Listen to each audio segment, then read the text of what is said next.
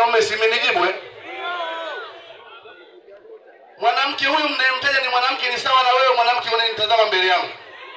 Ni sawa na wewe mwanamume ulioko na mke wako. Mwanamke anaamka asubuhi, anachukua watoto anawaogesha anawapeleka shuleni, mwanamume umelala. CCM wewe. Mwanamke anaamka asubuhi, anakutengea maji ukaoga, umesema nimesahau mswaki. Kweli si kweli? Mwanamke anaamka asubuhi, anakupikia chai, mwanamume umelala. Kweli si kweli? Mwanamke anaamka asubuhi, anakwenda shamba kulima, mwanamke kijijini. Kweli si kweli? Na mkirudi jioni, mwanamke anabeba kuni na maji anakwenda kupika. Kweli si kweli? Mwanamume umekaa kitandani. Kweli si kweli? Unangoja chakula upikiwe na mwanamke. Kwa nini unasema mwanamke hawezi? CCM oye! Nani anasema mwanamke hawezi? Basi wangekuwa wanawake hawawezi na sisi tungeshindwa kwenye majumba yetu. CCM oye! Nataka wanawake msimame imara. Wanawake msimame mkisema kwamba tunaweza. Kwa sababu hakuna maendeleo bila mwanamke.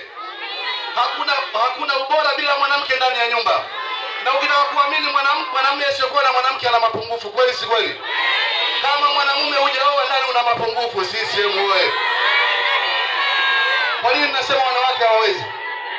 Wanawake wanaweza, ni majasiri, wanatuhudumia na wana huruma. Na hata mlioyaona miradi mikubwa ya Rais Samia ameifanya kwa sababu ni mwanamke, na anajua huruma ya wanawake wenzie wanapoteseka na watoto.